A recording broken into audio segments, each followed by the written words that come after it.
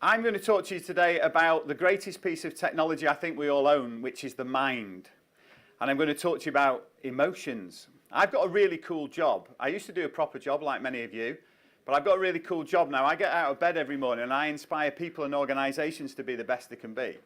And if any of you ever get my business card, it means I can write whatever title I want. I change it every 6 months, and right now my title is Head of Inspiration. And what I'd love to do is just to inspire you in the next 15 or 20 minutes to do something different maybe when you go back to your organisation. So you all up for that? Yeah. It'd be nice to make it interactive, wouldn't it? Yeah. So are you all up for that? Yeah. Great. Okay. So I'm going to talk to you about emotions. So by the way, I don't like being constrained by lecterns. I was hoping for double the size in terms of the stage, etc. But I'm going to try and stay here. So I'd just like you to take a few moments and reflect on what emotions you're feeling right now in this moment. Oh, a bit of laughter. You could be feeling happy. You could be feeling curious, maybe. You could be feeling really, really excited. That will only be the people who haven't heard me speak before, by the way. Okay. So what I thought I'd do is get you to do an exercise. I've been put under a little bit of pressure here by Stuart. Do an exercise that gets you sort of moving around and gets the energy levels flowing. So what I'd like you all to do is to stand up, please. You may have to put your phones down for a moment. That would be interesting. So all stand up, and I'd like you to pair up with somebody. And it'd be great if you could pair up with somebody you've never met before. But if not, so I'll give you 30 seconds to pair up with somebody.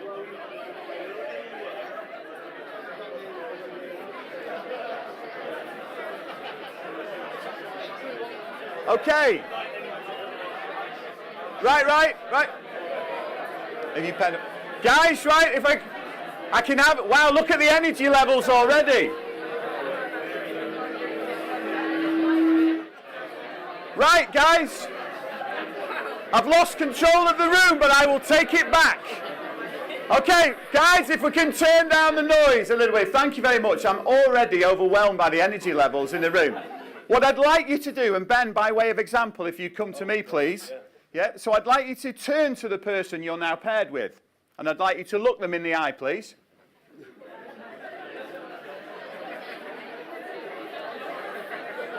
I lose you again for another 30 seconds.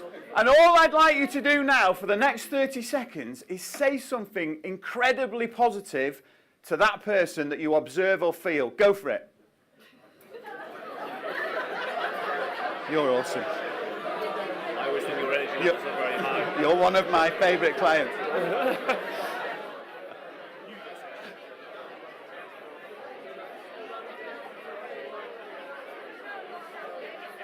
Right! Can I stop you there, please? So, now we've got the energy levels up, and maybe we've turned the dial on the emotions. Can we sit down and I'll carry on?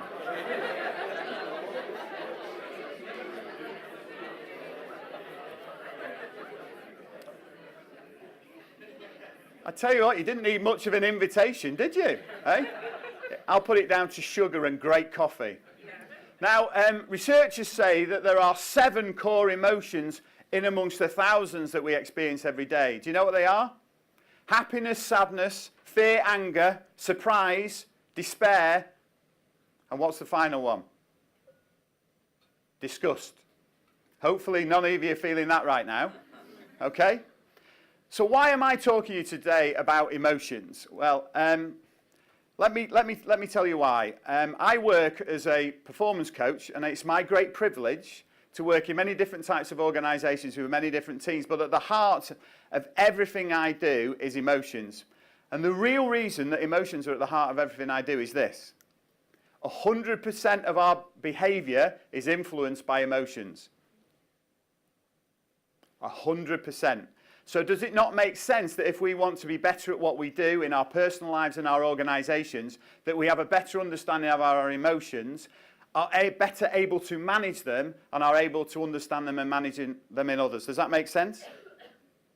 Okay. I want to tell you a quick story. I've been working with one organisation, a large organisation, for about 3 years. And 12 months ago, they recruited a big-hitting director who had a tremendous CV, a great track record, and was bringing a lot of skills and contacts to that organisation that they didn't ordinarily have. That director landed really, really positively, made some significant changes to process, to short-term performance, and everybody in the organisation was feeling pretty positive about that person, apart from that director's immediate team. People started to notice that the fizz had gone. They weren't walking as tall, and indeed someone who'd worked there for about 12 years left and went to work for a competitor. So the CEO, who I have a very close relationship, her spider senses were tingling, and she said to me, "Matt, will you go and spend some time with this guy?" So I asked for a coffee. Only 45 minutes was I granted, not a minute more, and I went for a coffee with this guy. And I talked to him and I listened. When I left that room, I felt like I'd just run a half marathon. Not a full marathon, because I've never done one of those, so I wouldn't know what that felt like, yeah? I was sucked dry of energy, and I wanted to go home, which is unusual for me, because you'll probably see that I'm quite high energy, and go home and get my head down and have a sleep. I started to get some sense of what the problem was for this director's team, and you probably do from what I'm describing. The good news is, it was something I was able to help him with. The fundamental problem, he had no idea about his emotional impact on others. Something to reflect on. Now, research has shown over 30 years that we are all exposed to emotional contagion. We are all absorb the emotions of people around us every day. Does that make sense? You can probably relate to that, can't you? So we absorb the emotions of those around us. And it's really surprising, though, that there isn't a greater level of emotional intelligence in organisations because when we talk about each other, we use such emotive language, don't we? And I've got some examples of the words that have been used in some of the 360-degree feedback that I get when I work with some clients. So let me share some of that with you. He or she is really, really enthusiastic. Yeah, just like you guys in the room. It's called working the crowd. He or she's really passionate. And that team, you've got to spend time with them because they're really infectious. Do you use some of that language in your workplaces? But there's a flip side of that coin. And the flip side of that coin is we often get back and use some very negative language. And this is actual negative feedback that's been written on a 360-degree feedback that I have received in the last few years. So I'll share it with you. He is toxic. She is cancerous. She's like a cancer in the organisation. And he's a mood hooverer. My favourite, that one. That's only been written once, okay, the mood hoovering one. But I think you all know what that means, isn't it, yeah? Actually written on 360-degree feedback. So why does it matter? Why does any of this matter? Well, let's go on to talk about it. So, I'm going to show you something. So I expected, when I did that, this massive ripple of yawns like a Mexican wave to go around the room. Why did I expect that? I expected that because basically, when somebody yawns at us, we mimic that, we mirror that, don't we? You're all far too professional to do that in my presence, so thank you very much, right? But generally, when someone yawns or sees a picture of someone yawning, we actually mirror that behaviour. But the thing is, that yawn is a moment in time. It passes very quickly. But emotions are like viruses. They can be positive or negative, and they infect us for greater periods of time, don't they? If you spend time with people who are happy, it has been proven that you are 25% more likely to be happy yourselves. You've chosen well today, guys, haven't you? 25% more likely to be happy yourselves. But there's a darker side to this because it's been proven that negative viruses, negative emotions, hold on to us much longer. Now, there are some people out there who aren't susceptible to negative emotions. They're able to do that. They can wear a Teflon coat, and there'll be some of those people in this room.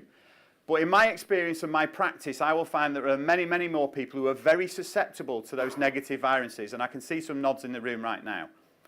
I am one of those people, which is why I started to do what I do to better understand myself. Let me tell you a little bit about why. My father was a very dominant and strong man, and at his best was incredible. He was passionate, curious, infectious, highly talented, and could fill a room full of energy. But my father was not at his best very often. Most of the time through my childhood, my father was at his worst. And if I'd done a 360-degree feedback on him, didn't offer me one, by the way. It was strange that, growing up in the 80s. Right, yeah? If I'd done a 360-degree feedback on him, I would have used words like toxic, cancerous, and a mood hooverer. God, my father was a mood hooverer. But here's the thing, yeah? He never really asked me, but he didn't understand the impact he was having on my mother, my younger brother, on me. I became emotionally intelligent at a very, very young age. And I became a coach at a very young age, helping my mother through this period of emotional instability. Does that make sense? Now, I still get knots in my stomach when I imagine when my dad was coming home from work, the key in the door. What would his mood be that day? Would he be happy? Would he be positive? Or would he be a mood hooverer and toxic? More often than that, not unfortunately, he was toxic. Now, I left home. There is a happy ending to this story, yeah? Right? I left home, I went to uni, and after uni I joined Marks & Spencer's graduate programme. Marks & Spencer's graduate programme was great for me, and there I have what I consider to be my first boss, Mr. Bailey. I wasn't allowed to call him in 1994 by his Christian name, so he will always be Mr. Bailey to me. But here's the thing, this is when I first understood about emotions in organisations, because my father was replaced by Mr. Bailey, because Mr. Bailey could equally be inconsistent, and Mr. Bailey could equally be toxic, cancerous, and a mood hooverer. But this time it wasn't the family who were affected by him, it was the store team in which I worked. We used to wait on the sales floor to see and be saying, what mood is Mr. Bailey going to be on today? And it had a significant impact on the culture, the team, and the people in that store. And the key in the door for me was replaced by my one-to-ones with him. I used to stand outside his office and think, how's it going? I like to think I'm quite a confident guy, maybe not shaking that much, but I was extremely anxious and stressed about that. Because there is one person in the workplace who has the greatest impact, positively and negative, on emotions. Who's that? Somebody said yourself, the boss.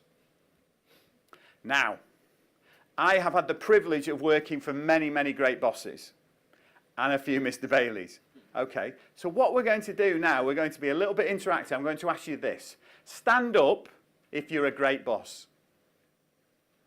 Oh, you're being tapped on the shoulder. There's no greater. What we're all doing here now, by the way, is we're all looking around saying, is it acceptable to break ranks? Right? Is it acceptable to say that we are great? Get over yourselves. If you're a great boss, stand up. You've just been patted on the shoulder by your team. Well done. No? Okay, you're not standing up. I'm not listening to your talk later. Right. Very good. Okay. Well done. Sit down.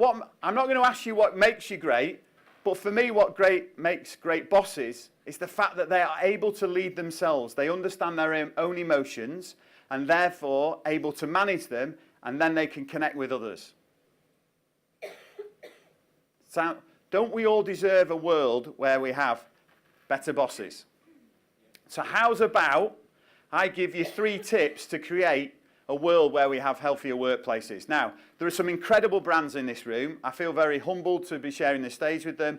Your companies will already be doing some great work in this space, but I want to share with you 3 things, just 3 things. It's always 3 things. Remember what we said on the LinkedIn, yeah? 3 things that you can take away. Do you all look for that? Yes, Matt, we're getting slightly interactive. Yeah? The fog is clearing. Here's the first thing. Eliminate backbiting. My definition of backbiting is this. It's talking about a third party who's not present in a negative way. Talking about a third party who is not present in a negative way. So, let me tell you a story of Socrates, the philosopher, not the footballer. Okay, Socrates had a very clear test for assessing whether people were going to backbite with him. One day he met with an associate of his who was desperate to tell him something he'd learnt about their mutual friend. And Socrates stopped him and he said, before you do that, I want to apply something called the triple filter test. So let me share the triple filter test with you. He said this, before you tell me what you're about to tell me, can you say it is unequivocally true? And the guy kind of said, no, not really. I've heard it third or fourth hand. Okay, so let's try the second filter and apply it. Is what you're about to tell me Is it good? Can there some positive things come of it? There's some people laughing in the audience. You're reflecting in the moment. My work here is done. Yeah? Is it good? Can there something positive come from it? And he answered to that, no, I'm afraid I don't think so. And the final thing is it useful? Can we do something useful with this information? And as you can tell, the associate answered negative to that. And therefore, he said, I'm afraid we're not going to have that conversation. The triple filter test. Now, to help you when you go back, I thought it'd be really helpful, based on all my years of research, to tell you the two types of groups who are most prone to backbiting. Would that be helpful? Okay, the first group is men. Okay, yeah, oh, yeah, a lot of the women in the audience are nodding, yes, yeah. Men are powerful and profound backbiters, okay? So just watch out for the men in your organisations. And the second group is women, right, yeah? Equally profound and equally powerful. So what can you do with the triple filter test? Let me make a suggestion to you. And the organisations I work with, I make this suggestion to them, and I've seen them apply it very, very successfully. Simply go back and get together with your team and give them the definition I've given you of backbiting. Ask them the same question I've asked you. Does backbiting go on in your organisation? Stand up now if backbiting goes on in your organisation. Guys, look around the room. Stand up then. Yeah. Look around the room. That's almost everyone, because we know it goes on. So ask them that. You can sit down now. Thank you for getting involved. You can ask them that question, and if you get the same response I've got in the room today, why don't you say this to them? Let's commit to no backbiting for the next 12 weeks. Imagine how healthy your organisation will be for the next 12 weeks if all you're focused on is positive conversations and not backbiting. So that's my offering to you, number one. The second offering is this. Again, after my years of extensive research, I'm a simple chap. I know you're all data-driven, but I'm a simple chap, and I like to put my data into very simple buckets. So for me, there are two types of people. The first type of people, I call them drains. Yeah? They're the people who suck the energy from you and suck the energy out of a room. Do you know any drains? No one in this room, though. Not you, of course. Yeah, but you know some drains. And you know the great thing about drains? They attract other drains. And when they attract other drains, they have... You're loving this, aren't you? Yeah, you can relate to all of it. And when they attract other drains, they start to have what I call pity parties. Now you can focus in your organisations on process and strategy. Look at you all nodding. Process and strategy. And that's a massive part of business. But let me tell you, if you want to become a better organisation, don't tolerate drains. Don't be a drain yourself. And stop attending and hosting pity parties. When you get those invites, rip them up. So if you're not a drain, therefore, the second group of people who I want to talk about, because they're more positive, are the radiators. Radiators emanate warmth, and when you've spent time around a radiator, you just feel like you can go and do better things, don't you? I've had conversations today with people in the room I've never met before, and I felt, this gentleman here, I felt was a radiator when I spoke to him this morning. I felt better when I've had time with him, and it's by no accident I suggest that you're seen as a great boss. So radiators radiate and emit warmth, and it's incredibly powerful, isn't it? 2 tips on how to be a radiator. The first thing is, get out of bed every morning and say, I am going to have a positive impact on everyone I meet today. That doesn't mean you live in fluffy bunny land, and it doesn't mean you don't have honest conversations, but if you commit to yourself to have a positive conversation and impact on everyone you speak to today, you see how the world changes. You can literally reprogram your brain by adopting a more positive mindset and adopting that. And the second thing I would say is, if you want to be a radiator, be 3 times more positive than you are negative. 3 times more positive than you are negative. Simple, isn't it, really? But we don't do it.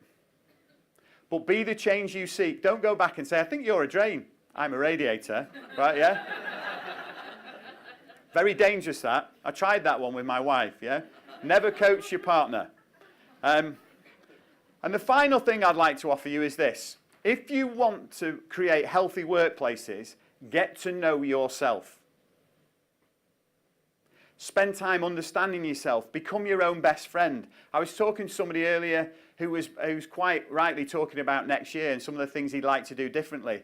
We very seldom create the space and time for ourselves, yeah, to get to know that person who should be your best friend, which is you. That was really easy for me to do because I don't have other best friends. But in reality, get to know yourself. Get to know yourself. A couple of tips you can do around that is buy a book on emotional intelligence. There's lots of them out there. Sally Bibb's book called The Strength Finder is is a great one, or Emotional Intelligence 2.0. Invest some time in your own emotional intelligence. That's what I would say. So, there's 3 things I've offered you there that you can do. You can, this is the test. Pardon? Stop backbiting, and you can go back and create that environment with your teams. Thank you very much. What else can you do? Be a radiator. Yeah, make a conscious choice to be a radiator. And you can also get to know yourself and become your own best friend.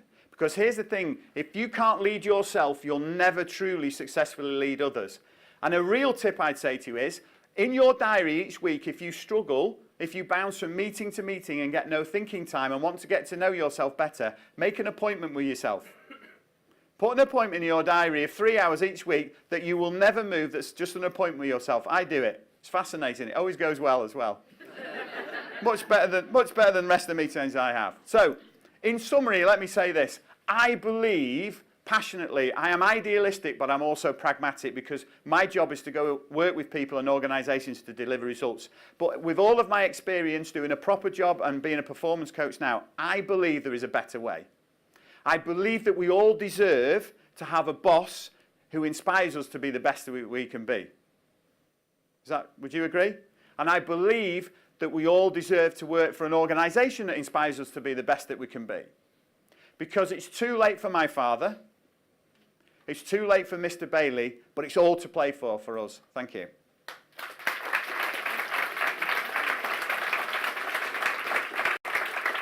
Hi, I just want to say I thought that was really good. That was amazing. You don't apologise for saying that. I'm not a boss myself. I work within a team, and when I go into my team every day, I sing, I dance, and shake hands, and just make it high energy. And whereas one person in our team who can just be very within herself and doesn't really open up and can be a mood hoover, what would be your advice to me to give to her every day? Or how would you deal with someone within your team who doesn't open up, isn't expressive, very introvert, and needs uplifting in a way because it only encourages me to sing and dance more, which doesn't help. So if I'm being honest, that's a multi-layered question. But what I would say this to you, which is really, really important, is that I realised when I first started being a coach that actually I used to think I could change the world and everyone. But before you can do that, people have got to want to change. So I think you've got to find a conversation that unlocks her to understand how she is and to create that desire and want to change. And I think having met you, I think you are a radiator. That's another radiator I met earlier. Have an honest conversation.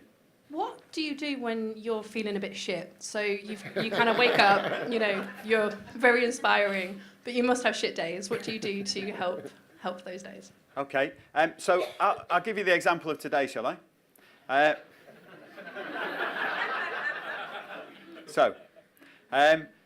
I travelled from Manchester on the 5 a.m. train this morning.